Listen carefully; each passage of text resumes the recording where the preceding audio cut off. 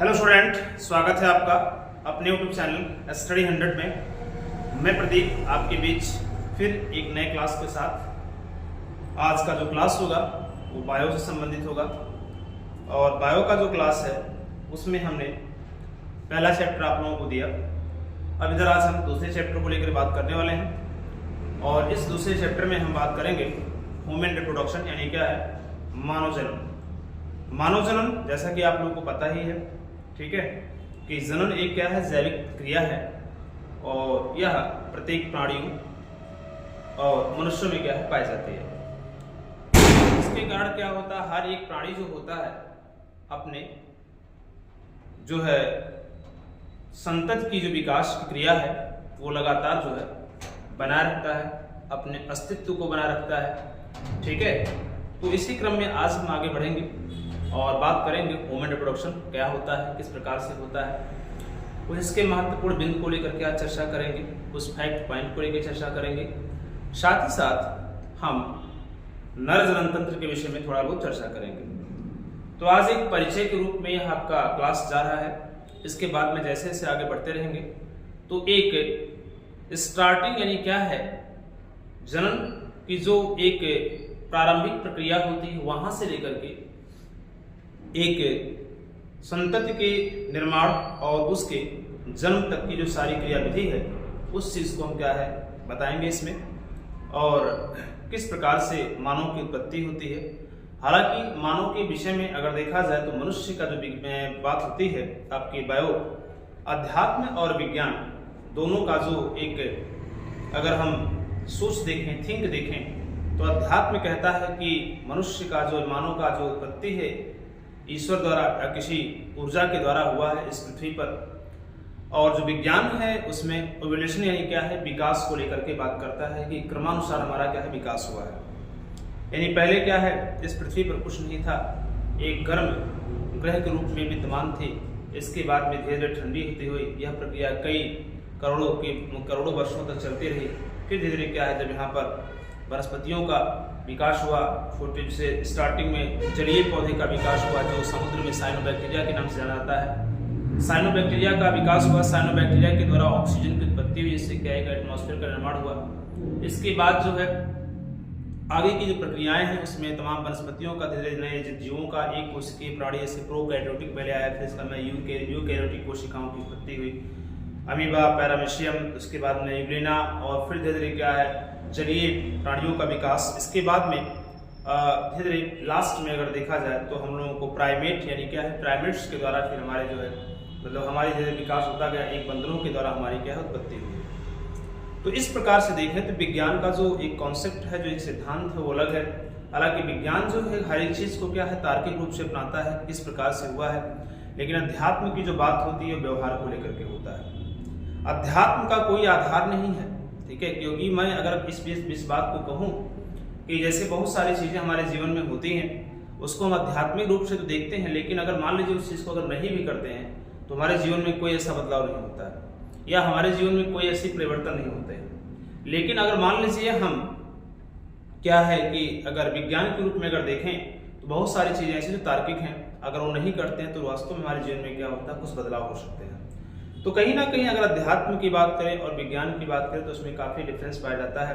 हालांकि विज्ञान जो है अध्यात्म से निकला हुआ है, इस प्रकृति से निकला हुआ है, लेकिन जो विज्ञान है वो क्या है, तार्किक है, सैद्धांतिक है, मतलब एक तर्क को लेकर के जिस क्रिया, जिस घटना के पीछे एक जो है एक प्रोसेस है, एक तार्क है, एक लॉजिक है, एक तर्क है, उसी प्रोसेस, उसी लॉजिक को ही क्या, उस तार्किक घटना को ही लेकर के विज्ञान क्या करता है, अपने रूप में उस चीज को मानता है, जिसके पीछे कोई तर्क नहीं है, जिसके पीछे कोई कारण नहीं है, होने का कोई मतलब नहीं है, तो उसको विज्ञान क्या सीधे क्या है, उसको प्रारंभ से इसको नकार देता है। तो आगे हम बढ़े, अब आज हम बात कर लेते हैं आपके दूसरे चैप्टर यानी क्या है मानव जनन, ह्यूमन रिप्रोडक्शन।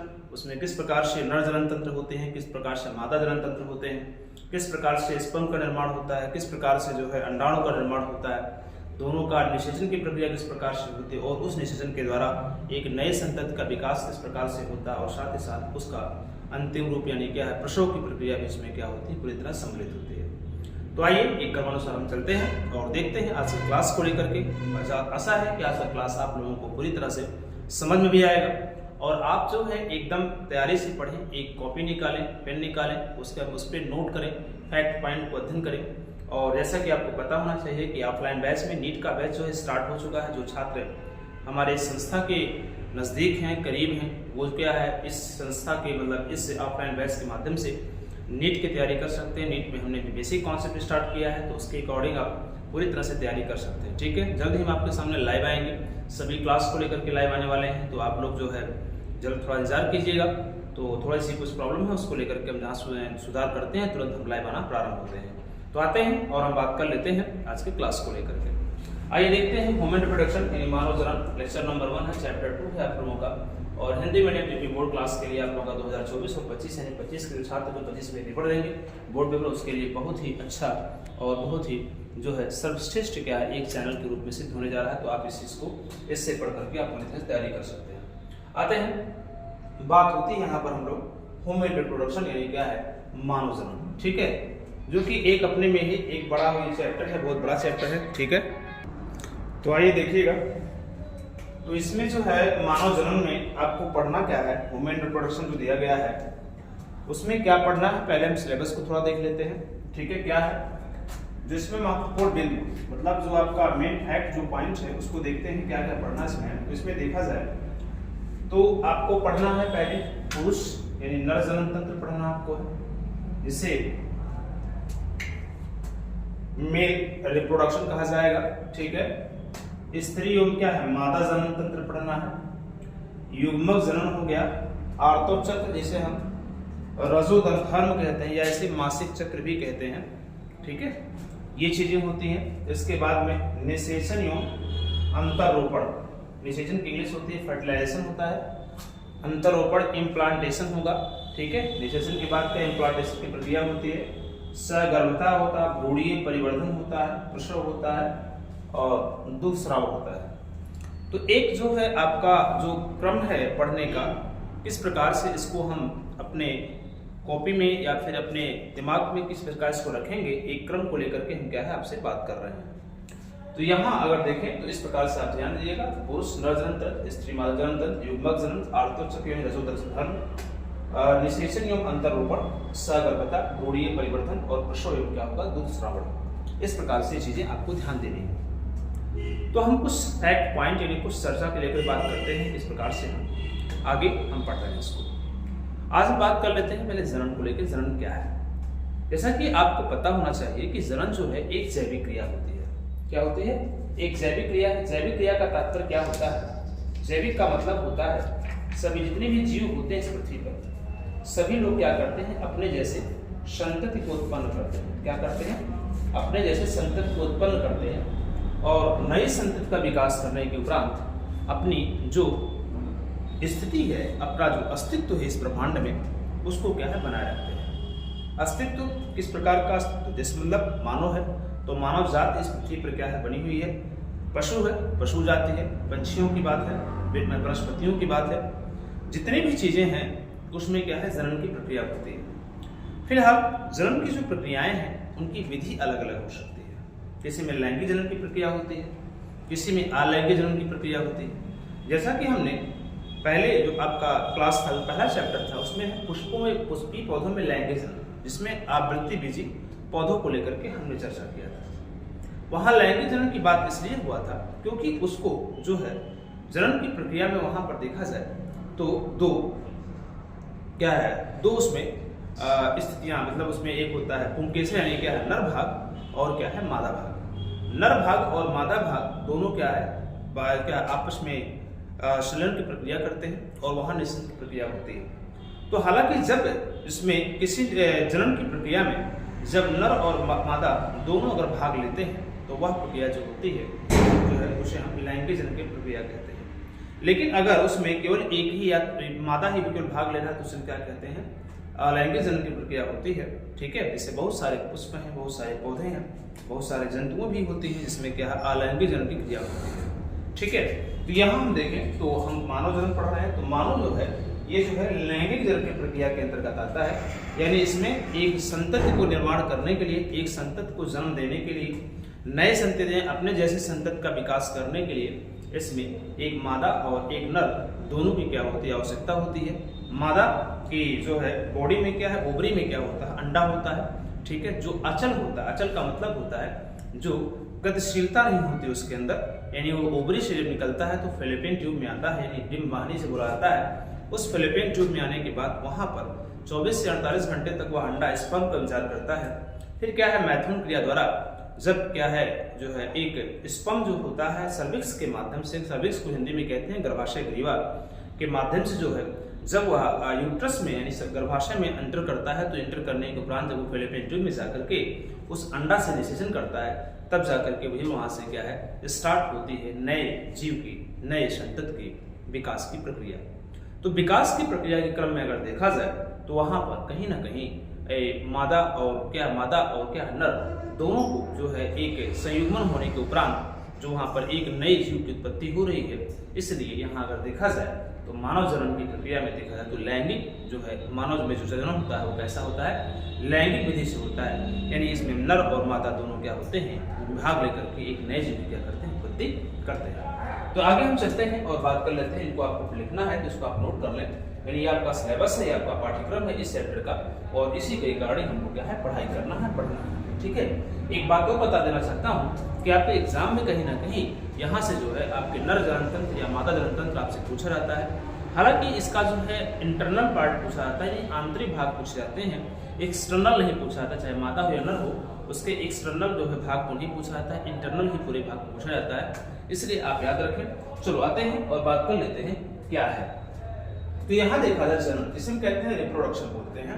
रिप्रोडक्शन क्या है, देखो ध्यान से, जनन जो है एक जैविक क्रिया है जिसमें जीव अपनी क्या होती है, नई संतति को उत्पन्न करता है और भविष्य में अपने अस्तित्व को क्या करता है, बनाए रखता है। अपने जैसे नई संतति क्या करता है, विकास करता है और भविष्य में क्या होता है, अपने जैसे जो है अपना जो है अस्तित्व क्या है इस पृथ्वी बनाए रखता है, चाहे वो प्राणी हो चाहे किसी प्रकार का प्राणी हो। यानी वो अगर सजीवों में है तो निश्चित उसमें जनन की प्रक्रिया होगी, ठीक है। इस प्रकार अगर हम देखें तो जितने भी कशेरुकी होते हैं, जितने भी कशेरुकी होते हैं, ठीक है, जितने भी स्तनधारी होते हैं, जितने भी कशेरुकी होते हैं, उनमें अगर देखा जाए तो एक होता है क्या, कशेरुकी की भांति मनुष्य भी क्या होता है, एक लिंगी होता है, तथा नर मानव अर्थात पुरुष और मादा मानव अर्थात क्या होता है, स्त्री, ठीक है। देखा जाए तो कशेरुकी मतलब क्या होता है, ऐसे प्राणी इसमें क्या होता है, स्तनधारी, यानी क्या जो अपने बच्चे को क्या करते हैं, दूध पिलाते हैं, उसे क्या कहते हैं, कशेरुकी प्राणी बोलते हैं। और अन्य कशेरुकी प्राणियों की तरह मानव भी क्या होता है, मानव भी क्या है, एक लिंगी है। एक लिंगी का मतलब होता है इसमें एक नर होता है, एक क्या होता है बताओ, एक नर होता है, इसमें एक क्या होगा बताओ, एक नर होता है, और एक नर मतलब एक पुरुष है, और ठीक है, और एक क्या होता है बताओ, इसमें क्या होता है मादा, यानी क्या है, एक स्त्री की बात करते हैं, ठीक है, एक स्त्री की बात करते हैं। तो नर और मादा दोनों क्या क्या है, इसके संयोजन से, इसके सम्मिलन से क्या होता है, एक नए जीव की क्या होती है, उत्पत्ति होती है। इसमें अगर देखा जाए तो एक जो होता है, हम नर और मादा जो होते हैं इनकी प्रारंभिक स्थिति को देखते हुए जो है इनके लैंगिक जननांगों और लैंगिक लक्षणों के से देखा जाए तो ये लैंगिक द्विरूपता को क्या करते हैं, प्रदर्शित करते हैं। लैंगिक द्विरूपता क्या होती है, सुनिए बात को। लैंगिक द्विरूपता मतलब होता है, एक होता है जब बच्चा जन्म लेता है तो यहाँ हम देखो, एक होता है एक्सटर्नल होता है, एक इंटरनल होता है। तो एक्सटर्नल हम उसके जननांग से ही पता लगाते हैं कि वह क्या है, नर या मादा है, इससे तो उसको हम पता लगाते हैं। एक होता है लैंगिक, द्वितीयक लैंगिक लक्षण बोलते हैं, इसे हम बोलते हैं लैंगिक द्विरूपता बोलते हैं। एक प्राथमिक रूपता का मतलब प्रारंभिक स्थिति होती है, यानी जन्म से लेकर के 8 से 9 साल की जो स्थिति होती है उसमें देखा जाए तो बॉडी के स्ट्रक्चर में बहुत ज्यादा बदलाव उसमें देखे जाते हैं, चाहे नर हो या मादा हो, ठीक है। लेकिन जब उसके अंदर क्या होती है, जो हार्मोनल परिवर्तन होता है, जैसे माता जो अगर पुरुष है, पुरुष नर जो है, नर के अंदर देखा जाए टेस्टोस्टेरोन हार्मोन जब बनना प्रारंभ होता है तो टेस्टिस में क्या होता है, तमाम जो है हार्मोनल परिवर्तन से क्या होता है, स्पर्म बनना प्रारंभ होता है, ठीक है। जो आपकी शुक्राशय होती है इसमें सीमेन यानी वीर्य बनना प्रारंभ होता है, ठीक है, जिससे क्या होता है, मनुष्य की बॉडी में तमाम प्रकार के परिवर्तन दिखाई देते हैं। इसके बाद में अगर मादा में देखें तो मादा में क्या होता है, एस्ट्रोजन हार्मोन बनना प्रारंभ होता है और उसमें भी क्या होती है, लैंगिक द्विरूपता दिखाई देती है। यानी क्या है, उसकी बॉडी क्या है, जो पहले 10 साल या 8 साल 9 साल से पहले थी, उसके बाद अगर देखा जाए जैसे ही लैंगिक द्विरूपता दिखाई देती है, यानी लैंगिक विकास जैसे होता है उसके अंदर, या जो लैंगिक हार्मोन उनका रिसाव होने के उपरांत जो विकास होता है, उसके बाद की जो विकास की स्थिति होती है, उसी को हम क्या कहते हैं, लैंगिक द्विरूपता कहते हैं। और लैंगिक द्विरूपता के अंतर्गत हम देखें तो क्या होता है, अगर देखा जाए पहले का स्थिति देखें तो यहाँ पर मानव में जो होता है, क्या होता है, चेहरे में जो होते हैं क्या होते हैं, दाढ़ी मूंछ आना प्रारंभ हो जाता है, चेहरे में बाल आ जाते हैं, क्योंकि टेस्टोस्टेरोन हार्मोन बन जाने से ये चीजें होती हैं। जबकि महिलाओं की जो होती है, चेहरे में क्या चमक आती है, एक्स्ट्रा ग्लो आता है, ठीक है, बाल क्या होते हैं, तेजी से बढ़ने लगते हैं, ठीक है। इसके बाद में बॉडी में तमाम प्रकार के बदलाव होते हैं, बॉडी में वसा की मात्रा क्या होती है, बढ़ती है, ठीक है। इसी प्रकार से देखा जाए तो पुरुष में क्या होता है, पुरुष में आवाज क्या होते हैं, भारी होने लगते हैं, महिला की वाक तंतु क्या होती है, पतली हो जाती है, क्या होती है, सुरीली होती है। हालांकि 10 साल से पहले देखेंगे तो दोनों में ज्यादा अंतर नहीं होता आवाज में, लेकिन जैसे से क्या होता है, टेस्टोस्टेरोन बढ़ने लगता है, ऐसी स्थिति में हार्मोनल परिवर्तन होने से दोनों की आवाज में देखेंगे काफी क्या है, कुछ डिफरेंस आ जाता है, ठीक है। मनुष्य क्या है, जननांग में क्या होती है, वृद्धि होती है, मादा के जननांग में क्या होती है, एक्स्ट्रा वृद्धि होती है। मनुष्य में क्या होता है, वक्ष में क्या होते हैं, बाल आने लगते हैं। मादा में क्या होता है, मनुष्य के पुरुष नर में, और मादा में क्या होता है, जैसे स्तन का वृद्धि होना, नितंबों में वृद्धि होना, ये सब चीजें क्या होती हैं, मतलब काफी कुछ क्या होता है, लैंगिक द्विरूपता के अंतर्गत जो है एक स्थिति अगर देखा जाए तो हम बाहर से ही देख करके क्या पहचान सकते हैं, इस तरीके उसमें काफी कुछ क्या अंतर किया जा सकता है, ठीक है। तो इस प्रकार से हम देखें तो लैंगिक द्विरूपता जो होती है एक स्थिति, यानी क्या है, अगर यहाँ देखा जाए जन्म से लेकर के अगर देखा जाए तो यहाँ जो है 10 वर्ष की जो अवस्था होती है उसमें अगर देखें तो काफी कुछ क्या होता है, समानता दिखाई देती है। यानी हम इस चीज से क्या निर्धारण नहीं कर सकते उसकी लैंगिक द्विरूपता को। प्राथमिक स्थिति को जानते हैं कि मतलब एक स्त्री है, पुरुष है, इसका तो अध्ययन कर सकते हैं, लेकिन अगर उसके बाद हम बात करें, जैसे ही क्या होता है कि 10 साल के बाद की स्थिति आती है, जैसे उसके अंदर क्या है, लैंगिक हार्मोन बनना प्रारंभ होता है, ऐसे ही क्या होता है, उनकी जो है स्थितियों में परिवर्तन होना दिखाई देता है, उनकी शारीरिक बनावट में क्या दिखाई देता है, लैंगिक द्विरूपता दिखाई देती है। साथ ही साथ देखा जाए क्या होता है, पुरुष और या मादा है, पुरुष में है मतलब नर है और मादा यानी स्थिति एक दूसरे के प्रति क्या है, आकर्षण की इसमें स्थिति होना प्रारंभ हो जाती है।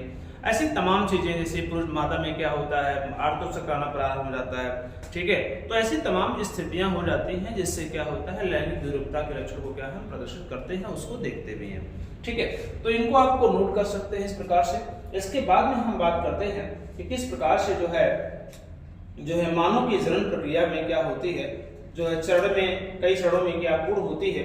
यानी मानव जो होता है जरायुष क्या है, प्राणी है, मानव क्या है, जरायुष प्राणी है, और क्योंकि वह अपने समान बच्चों को क्या है, जन्म देता है।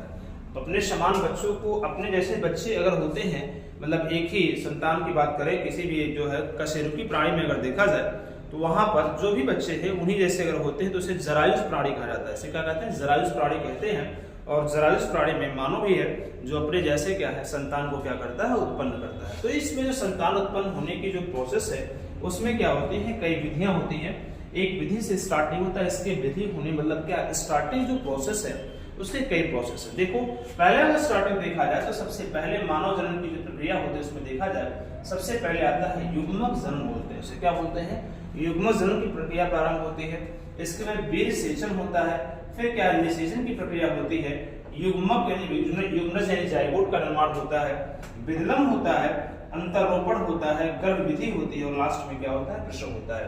यानी एक प्रोसेस है, स्टार्टिंग है, युग्मक जनन से स्टार्ट होते होते लास्ट तक प्रसव तक की प्रक्रिया को यहाँ से देख सकते हैं आप। इस प्रकार से देखा जाए तो मनुष्य में ये प्रक्रियाएं क्या होती है, लगातार चलती रहती हैं। अगर युग्मक जनन की बात करें तो युग्मक जनन का मतलब ये हुआ शुक्राणु व अंडाणु के निर्माण की प्रक्रिया, ठीक है। क्या लिख सकते हैं हम यहाँ से, शुक्राणु एवं अंडाणु, शुक्राणु एवं अंडाणु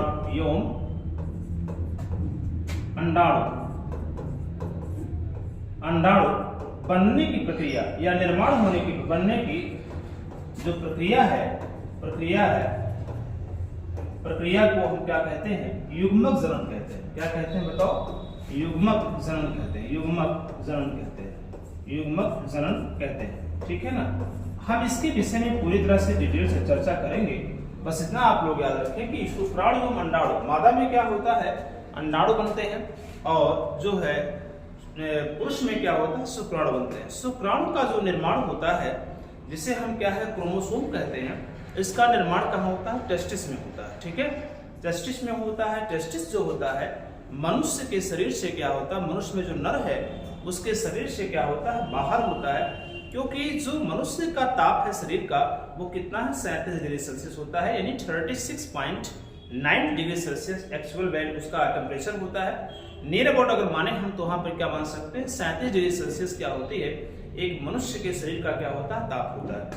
लेकिन जो स्पर्म होता है, स्पर्म को जिंदा रहने के लिए शरीर से लगभग 1 से 1.5 डिग्री सेल्सियस क्या होता है, टेम्परेचर डाउन होता है। यानी क्या है, अगर 37 है तो 35 मान सकते हैं या 35.5 मान सकते हैं। इतने ही ताप पर क्या होते हैं, शुक्राणु जो होते हैं जिंदा रहते हैं। इसीलिए जो स्क्रोटम है, स्क्रोटम को हम कहते हैं जो है अंडकोश कहा जाता है। और उस स्क्रोटम जो होता है, स्क्रोटम क्या होता है, सिकुड़ता है और क्या है, लटकता है। सिकुड़ता लटकने की जो स्थितियां होती है उसमें कभी कभी क्या होता है, जो एक पुरुष है उसको रोग समझ लेता है, रोग समझ बैठता है। देखो सिकुड़ना और जो है लटकना, उसका सीधा रीजन है टेम्परेचर से। जब ठंडी का महीना आएगा या फिर आपकी बॉडी ठंडा है या बाहर का टेम्परेचर ठंडा है, तो फिर अगर 35 से उसका बाहर का टेम्परेचर अगर डाउन है तो ऐसी स्थिति में वह जिंदा रहने के लिए, स्पर्म को जिंदा रखने के लिए स्क्रोटम अंदर की ओर जाने लगता है, यानी क्या है, टेस्टिस को लेकर अंदर जाने लगता है, क्योंकि उसे 35 चाहिए। जैसे ही गर्मी का टाइम आता है तो गर्मी के टाइम हमारी बॉडी क्या होती है, 37 होता है, साथ साथ बाहर का टेम्परेचर भी क्या होता है, काफी अधिक होता है। इसलिए वो बाहर जो है 35 बनाए रखने के लिए वो शरीर से क्या है, दूर जाने लगता है। तो ये स्थितियां होती हैं। तो टेस्टिस में क्या होता है, स्पर्म का निर्माण होता है, और टेस्टिस में ही टेस्टोस्टेरोन क्या है, हार्मोन बनते हैं, जिसे हम क्या कहते हैं, लैंगिक हार्मोन कहते हैं। और भी हार्मोन जैसे LH है और क्या है, FSH है। उन सब चीजों को हम क्या है चर्चा करेंगे डिटेल से। पहले हम एक जो है इसके डायग्राम यानी क्या है, एक प्रारूप को समझ लेते हैं। तो शुक्राणु कहाँ होते हैं, पुरुष में होते हैं। अंडाणु कहाँ होता है, मादा की क्या होती है, ओवरी में बनता है। मादा की जो ओवरी होती है, इसे हम अंडाशय कहते हैं, वहां पर ही क्या होता है, ये जो है अंडाणु का निर्माण होता है। हालांकि अंडाणु का जो निर्माण है, यह जो प्रक्रिया है जन्म से ही स्टार्ट हो जाती है, और प्रत्येक मादा में लगभग 3 से लगभग 20 लाख के आसपास क्या होते हैं, छोटे छोटे क्या होते हैं, उसमें अंडे होते हैं, जो धीरे धीरे क्या होते हैं, एडल्ट जब आता है तो एडल्ट की स्थिति में क्या है, प्रत्येक ओवरी से हर मंथ क्या होते हैं, 1 अंडे निकलते हैं, और वहीं से क्या होता है, उसका मासिक चक्र या आर्तव चक्र क्या होता है, प्रारंभ होता है। हालांकि उसकी चर्चा हम हेडिंग के साथ करने वाले हैं। तो किसी भी पुरुष में शुक्राणु और मादा में क्या है, अंडाणु बनने की प्रक्रिया को हम क्या कहते हैं, युग्मक जनन कहते हैं, ठीक है, युग्मक जनन कहते हैं। और इनका निर्माण नर में वृषण तथा मादा में क्या होता है, अंडाशय में होता है। क्या होता है बताओ, नर में कहाँ होगा, नर में जो होगा वो वृषण में होगा। कहाँ होगा, वृषण, जिसे हम क्या कहते हैं, टेस्टिस कहते हैं हिंदी में। इसमें कहाँ नर में होगा, और मादा में क्या होता है, अंडाशय में होता है। अंडाशय में होता है, और अंडाशय कहाँ होता है, मादा में होता है। और इन दोनों में जो होता है अर्धसूत्री विभाजन होता है। क्या होता है बताओ, अर्धसूत्री विभाजन द्वारा क्या है, इनका निर्माण होता है, ठीक है। अर्धसूत्री विभाजन द्वारा क्या है, इनका निर्माण होता है। तो इस प्रकार से आप इसको समझ सकते हैं, ठीक है। एक समसूत्री होता है, एक अर्धसूत्री होता है। जैसे जैसे हम आगे बढ़ेंगे हर चीज को क्लियर करते हुए चलेंगे, आगे बढ़ेंगे। यहाँ आगे देखिए, फिर बात होती है दूसरा। पहले तो शुक्राणु या अंडाणु का निर्माण होगा जब एडल्ट की स्थिति में सबसे पहले नर और मादा क्या होते हैं, आते हैं, ठीक है। यहाँ अगर देखा जाए फिर क्या होता है, वीर्यसेचन। वीर्यसेचन किसे कहते हैं, वीर्यसेचन जो होता है, इसमें नर अपने युग्मकों को मादा के युग्मक में क्या है, जनन मार्ग से क्या होता है, स्थानांतरित करता है। देखो ये प्रक्रिया तब होती है जब एडल्ट हो जाता है व्यक्ति। तो जो मैरिड स्थिति में क्या होता है, या फिर जिस भी स्थिति हो उसमें क्या होता है, जनन मार्ग यानी मैथुन क्रिया के माध्यम से जो होता है, एक पुरुष क्या करता है, अपने पूरे सेमेन यानी क्या स्पर्म को गर्भाशय ग्रीवा के आसपास यानी सर्विक्स के आसपास क्या छोड़ता है। जहां से फिर क्या होता है, ठीक है, जहां से सीमेन जो स्पर्म होता है वो सीमेन के माध्यम से या फिर उसके द्वारा जो है धीरे धीरे गर्भाशय ग्रीवा के रास्ते से क्या होता है, वो अंदर क्या है, यूट्रस के माध्यम से क्या होता है, अंदर इंटर करता है। और जाकर के फैलोपियन ट्यूब में उपस्थित जो अंडा होता है, ठीक है, वहां पर क्या करता है, उससे निषेचन की प्रक्रिया प्रारंभ होती है। तो हालांकि निषेचन तो बाद में होगा, लेकिन पहले विसेचन का मतलब यही हुआ कि जो एक नर होता है, नर क्या करता है, मादा के गर्भाशय ग्रीवा के आसपास क्या होता है, वहां पर स्पर्म को क्या करता है, छोड़ देता है। तो स्पर्म को छोड़ना और फिर गर्भाशय ग्रीवा से क्या है, स्पर्म का अंदर होना यानी इंटर हो जाना, उसी को हम क्या कहते हैं, विसेचन कहते हैं। अभी मिलना नहीं, मिलने से पहले की क्रिया यानी अंडा से जो है पहले पहुंचने से पहले की क्रिया यानी वेजाइना के मार्ग से क्या होता है, गर्भाशय ग्रीवा में क्या होता है, उस स्पर्म को छोड़ता है और फिर गर्भाशय ग्रीवा यानी सर्विक्स के माध्यम से इंटर करता हुए जो प्रक्रिया वहां से स्टार्ट होती है और जो है अंडे तक पहुंचने की जो प्रक्रिया होती है उसको हम क्या कहते हैं, विसेचन कहा जाता है। तो युग्मक जन्म के बाद क्या होता है, विसेचन होता है, जिसमें नर जो होता है अपने स्पर्म को कहां छोड़ता है, मादा के वेजाइना यानी कि जनन मार्ग में क्या है, छोड़ देता है। इसके बाद जो तीसरी प्रक्रिया होती है वो क्या होता है, उसे कहते हैं निषेचन कहते हैं। यानी जब जो अंडा होता है, जो अंडा जो है जब ओव्यूलेशन पीरियड बोलते हैं उसे, यानी महिला का जब क्या है, मान लीजिए उसका एक साइकिल होता है और भारत की जो औसत जो महिलाओं का औसत जो साइकिल यानी मासिक चक्र होता है वो 28 से क्या हो 30 दिन या 32 दिन का होता है। और उसमें जब भी कोई चीज जब भी एक चक्र आता है, हर मंथ में आता है, तो 1 से लेकर 4 दिन तक ये चलता है। चौथे दिन से 5वें दिन से क्या होता है, ओवरी में एक अंडे का विकास होता है और फिर वो लगभग जो है 5 से 7, 8 में 10 दिन तक लगातार, मतलब 5 से लेकर 10वें दिन तक लगातार वो क्या विकसित होता है। फिर 10वें से लेकर के 16वें या 15वें दिन तक वो किसी भी दिन क्या होता है, वो ओवरी से निकल करके फैलोपियन ट्यूब यानी झालदार एक कीट होती है, वहां से क्या होता हुआ वो क्या तुम्बिका, क्या नाम है, तुम्बिका यानी यूं कहा जाए कि डिंबवाहिनी यानी क्या है, वहां पर जो है फैलोपियन ट्यूब में आकर के पहुंचता है और वहां 24 से 48 घंटे तक क्या करता है, स्पर्म का इंतजार करता है। अगर इस समय क्या होता है, मैथन क्रिया होती है, या इस समय जो है सीमेन क्या है, जो सीमेन के माध्यम से या सीमेन से द्वारा जो स्पर्म होता है वो अगर सर्विक्स के माध्यम से फिर यूट्रस में एंटर करते हुए अगर वो फैलोपियन ट्यूब यानी क्या अंडे के आसपास पहुंचता है, तो अंडे और क्या है, स्पर्म के मिलन को ही, अंडे और स्पर्म के मिलन, मान लीजिए अंडा है और अंडे और स्पर्म के मिलन को ही हम क्या कहते हैं, निषेचन की प्रक्रिया कहते हैं। जब वो मिल जाता है, क्योंकि स्पर्म के सामने जो होता है एक्रोसोम पाया जाता है और एक्रोसोम जो होता है उस अंडे के जोना पेलुसिडा एक लेयर होती है, उस पर गिराता है जिससे वो पिघलता है और फिर क्या होता है, वो जो स्पर्म होता है वो इंटर कर जाता है। तो जैसे ही इंटर की प्रक्रिया हो जाती है या फिर जो है जो स्पर्म है वो अंदर इंटर करता है अंडे में, तुरंत जो होता है उसी प्रक्रिया को हम क्या कहते हैं, फर्टिलाइजेशन कहते हैं, यानी क्या निषेचन कहते हैं। और फिर वहां से वो 2 सेल्स में, फिर 4 सेल्स में, फिर जो है 8 सेल्स में, फिर क्या होता है 16 सेल्स में और फिर क्या हो 32 सेल्स। 16 सेल्स जब उसमें 16 कोशिकाओं में क्या होता है, विभाजन होता है उसका 16 कोशिका में, तो उसे मरूला कहते हैं। और जब 32 कोशिकाओं में वो विभाजन होता है तो उसे हम ब्लास्टोमियर्स कहते हैं। और वही ब्लास्टोमियर्स क्या होता है, आगे चल करके यूट्रस के दीवार में आकर के अंतरोपण होता है। क्या होता है, अंतरोपण इसे कहते हैं, इम्प्लांटेशन कहते हैं। तो यहाँ अगर देखा जाए निषेचन होने के पश्चात युग्मक जन बनेगा। क्या होगा, युग्मनज बनेगा। युग्मनज को हम जाइगोट कहते हैं। यानी क्या होता है, जब अंडे से निषेचन हो जाएगा तो ये 2 भागों में पहले विभाजित होगा, फिर 2 से कितने होंगे, फिर इसमें 4 भाग बनेंगे, इसमें 4 हो जाएंगे, फिर 4 से कितने होंगे, फिर 8 हो जाएंगे। इस प्रकार से क्या होता है, इसमें विभाजन की प्रक्रिया क्या होती है, प्रारंभ हो जाती है। ठीक है, 8 से फिर क्या होगा 16 हो जाएगा, 16 से फिर कितना होगा 32 हो जाएगा। तो ये जो होता है जाइगोट इसे कहा जाता है। जाइगोट की प्रक्रिया पहले स्टार्ट होती है, फिर इसके बाद जो होता है विदलन होता है। क्या होता है, इसमें विदलन की प्रक्रिया प्रारंभ होती है। और विदलन जो होता है युग्मनज होने वाले विशिष्ट प्रकार के समसूत्री विभाजन को क्या कहते हैं, विदलन करते हैं। यानी युग्मनज यानी जाइगोट के बाद क्या होता है, इसमें समसूत्री क्या होता है, विभाजन होता है। समसूत्री विभाजन मतलब क्या है, 4 होगा, फिर 16 हो, 8 हो गया, फिर 16 हो गया, फिर 32 हो गया। इस प्रकार से उसमें क्या है, विभाजन होने के साथ साथ ये कोशिकाओं में वृद्धि होती है और इसी को ही हम क्या कहते हैं, ठीक है, इसी को हम क्या कहते हैं, विदलन कहते हैं।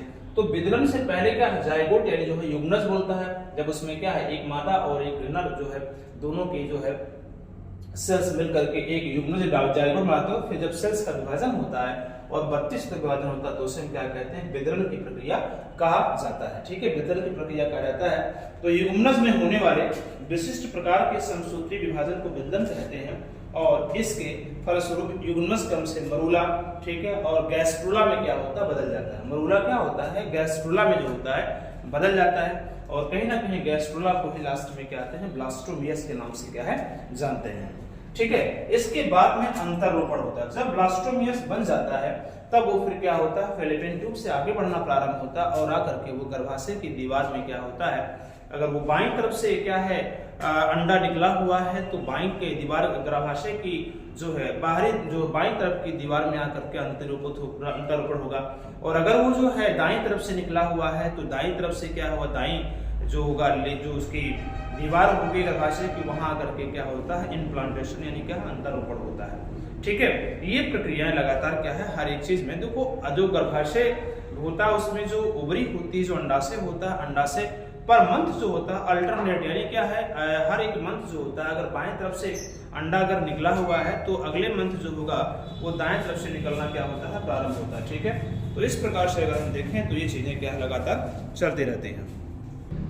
तो ये इम्प्लांटेशन होने के उपरांत क्या होता है, गर्भविधि आती है। गर्भविधि क्या है, देखो गर्भविधि का मतलब ये हुआ कि जब इम्प्लांटेशन होता है इसका जो ये ब्लास्टोमियस होता है तो उसमें प्लेसेंटा का निर्माण होता है उसमें। अब जब वहां से अगर हम देखते हैं तो 9 मंथ का यानी क्या होता है, 9th मंथ का एक टाइम होता है और उस 9th मंथ में क्या होता है, एक बच्चे की पूरी तरह से क्या होता है, निर्माण होता है, विकास होता है। तो गर्भविधि जो होती है वह टाइम होता है, ठीक है, वह टाइम होता है निषेचन से लेकर प्रसव तक की समय की अवधि को क्या कहते हैं, गर्भविधि कहते हैं। क्या कहते हैं, निषेचन से लेकर के। निषेचन का मतलब आजकल का जो स्टूडेंट है उनका समझता है, वो सीधा समझता है मैथुन क्रिया को निषेचन समझ लेता है। बिल्कुल नहीं, अगर मैथुन क्रिया के माध्यम से अगर स्पर्म जो होता है अगर वो अंडे तक नहीं पहुंचता है तो निषेचन नहीं होगा। निषेचन का मतलब यही हुआ कि वहां पर जो है अंडे से स्पर्म का जब तक मिलता नहीं है तो निषेचन की प्रक्रिया नहीं होती है। केवल सीमेन को यानी स्पर्म को छोड़ देना जनन मार्ग में उसे क्या कहते हैं, उसे हम बेरिसेचन कहते हैं। बेरिसेचन के बाद जब स्पर्म क्या होता है चल करके अंडे तक पहुंचता है किसी विधि द्वारा तो वहां पर क्या है उसके निषेचन होती है, अंडे से मिलता है तब फिर निषेचन होता है। तो यानी निषेचन से लेकर के प्रसव तक की पूरी घटना को हम क्या कहते हैं, गर्भविधि कहते हैं। निषेचन से लेकर क्या होती है, प्रसव तक की समय अवधि को क्या कहते हैं, गर्भविधि कहते हैं। और मनुष्य में जो होता है यह 270 दिन या 9 महीने का ये क्या होती है, एक प्रक्रिया होती है। 270 दिन और क्या होता है, 9 महीने की पूरी क्या होती है, एक प्रक्रिया होती है। इसे हम क्या कहते हैं, गर्भविधि कहते हैं। और लास्ट में क्या होता है, प्रसव होता है। और प्रसव बच्चे के जन्म की प्रक्रिया को क्या कहते हैं, प्रसव कहते हैं। जन्म की प्रक्रिया क्या कहते हैं, प्रसव कहेंगे। और मनुष्य में नर अपनी पूरी जिंदगी में शुक्राणु का निर्माण करता है। जो नर होता है वो अपने पूरे जीवन काल में क्या है, हर एक मादा को क्या है प्रेग्नेंट कर सकता है, ठीक है, गर्भधारण करवा सकता है, ठीक है। लेकिन जो महिला होती है, जो महिला का जो औसत अगर देखा जाए, जो जब तक उसकी साइकिल यानी जो मासिक चक्र लगातार चलती है, जब तक वो चलता है तब तक क्या है वह धारण कर सकती है गर्भ। लेकिन जैसे ही बंद होता है फिर वहां से अंडे का निकलना और फिर क्या होता है, सारी प्रक्रिया बंद हो जाती है। यानी क्या है, अगर देखा जाए तो अंडाणु बनने की प्रक्रिया जो होती है या फिर हम कहा जाए जो आर्तो चक्र होता है, तो वह जो आर्तो चक्र होता है वो महिला के जो औसत, भारत का एक औसत की बात करें अगर हम, तो 45 से 50 साल के अंदर क्या होता है या आसपास क्या होता है, बंद हो जाता है। यानी एक महिला अगर देखें तो 50 साल तक क्या है गर्भधारण कर सकती है, उसके बाद में गर्भधारण नहीं कर सकती है। जबकि पुरुष जो होता है अपने जीवन काल तक ही क्या है किसी भी शुक्राणु का निर्माण तो करता है, जीवन काल, पूरे जीवन काल का शुक्राणु का निर्माण होता रहता है। तो वह अपने जीवन काल में हमेशा क्या है वो गर्भधारण क्या है, उसके शुक्राणु गर्भधारण कर सकते हैं। लेकिन महिला का जब तक उसका मासिक चक्र चलता है, तब उसके ओवरी से अंडे बनते हैं, एक समय से फैलोपियन ट्यूब में पहुंचते हैं, तब तक ही क्या होती है ये चीजें हो सकती है, ठीक है। तो इतना आपको क्या करना है, पूरी तरह से ध्यान देना है। और ये चीजें आपके पूरी कंप्लीटली जो पार्ट होती है युग्मक जन से लेकर के शुक्राणु अंडाणु से बनने से लेकर के प्रसव की प्रक्रिया को क्या कहते हैं, मानव जन्म की पूरी क्या है एक प्रक्रिया होती है। ये कंप्लीट इस पॉइंट को आपको क्या करना है, कंप्लीट जो है एक लाइन वाइज क्या है इसको पढ़ना है और इसको समझना है। जो इस चैप्टर के माध्यम से क्या है आपको समझाएंगे। तो इतना आपको अगर आपको नोट करना है इसको नोट कर लें, फिर हम आगे क्या है बढ़ते हैं और कुछ पॉइंट को लेके और चर्चा कर लेते हैं। तो ये कंप्लीट कर लीजिए आप लोग, इसके बाद में हम बात करते हैं आपके कुछ और पॉइंट को लेकर के। और हम आज नर जनन तंत्र को लेकर तो बात करेंगे, लेकिन संपूर्ण चीज़ों को लेकर आज हम बात नहीं करेंगे। फिलहाल हम जो बात करेंगे वो आपको नेक्स्ट वीडियो में बात करेंगे, ठीक है। चलिए आते हैं। तो ये कंप्लीट हुआ, इतना ये प्रोसेस था, इस प्रकार से आपको पढ़ना है। आगे चलें, यहाँ आता है नर जनन तंत्र। हम कहते हैं इसे कहते हैं मेल रिप्रोडक्शन सिस्टम कहा जाता है नर जनन तंत्र। नर जनन तंत्र का अपना एक प्रोसेस, एक क्रम से हमको क्या करना पड़ना है। हमको उसको स्टार्ट करना है, स्क्रोटम से स्टार्ट करना है और उसको लाना है कहाँ तक, पेनिस तक, यानी लास्ट पॉइंट तक उसको लाना है। देखो चाहे वो नर हो या मादा हो, सभी में जो होते हैं एक मुख्य जनन ग्रंथियां होती हैं और एक होता है सहायक होता है, ठीक है। सहायक और मुख्य दोनों होते हैं। सहायक जनन ग्रंथियां उसमें क्या है, किसी भी चीज को क्या है उसमें, जैसे मान लीजिए पुरुष में क्या होते हैं स्पर्म होते हैं और मादा में क्या होता है अंडा होता है। तो स्पर्म को टेस्टिस से कहाँ तक, पेनिस के मतलब निकलने तक, बाहर तक निकलने तक, या फिर वो मादा के जनन अंग में पहुंचने के उपरांत फिर मादा की जो सहायक कोशिकाएं, जो सहायक ग्रंथियां होती हैं, वो उसको इंटर करती हैं, मतलब क्या है अंदर जाने तक क्या है सहायता करती हैं। तो पुरुष का टेस्टिस से स्पर्म का निकलना, ठीक है, उसमें निकलने में सहायता करना, और मादा के ओवरी से अंडे का फैलोपियन ट्यूब में पहुंचना, निकलना, उसको जो है इसमें जो भी उसमें ग्रंथियां पूरी तरह से सहायता करती हैं, उन सभी को हम क्या कहते हैं सहायक ग्रंथियां कहते हैं। वैसे अगर देखा जाए तो मादा में जो मुख्य रूप से जो ग्रंथियां होती हैं उसका नाम जो है वह होगा ओवरी, यानी क्या है अंडा। अंडाशय जो होता है उसका मुख्य जनन ग्रंथि होती है। और पुरुष में अगर हम देखें तो टेस्टिस जो होता है, टेस्टिस का मतलब ये आप जो टेस्टिस यानी जो होता है इसके जस्ट ऊपरी भाग को हम क्या कहते हैं स्क्रोटम कहते हैं।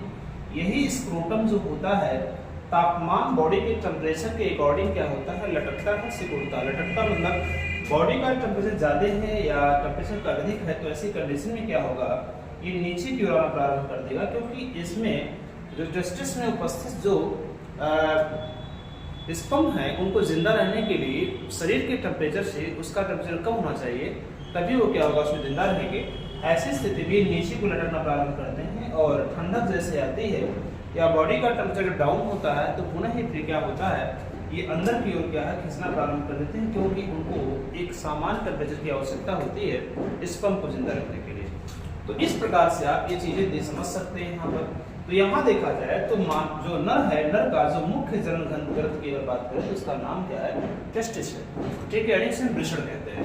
तो यहाँ देखा जाए पढ़ना क्या है, वृषण कोश पढ़ना पोजिशन कहते हैं, स्क्रोटम कहते हैं। वृषण पढ़ना यानी क्या है टेस्टिस होता है। अधिवृषण बोलते हैं इसे कहते हैं क्या है एपिडिडाइमिस बोलते हैं।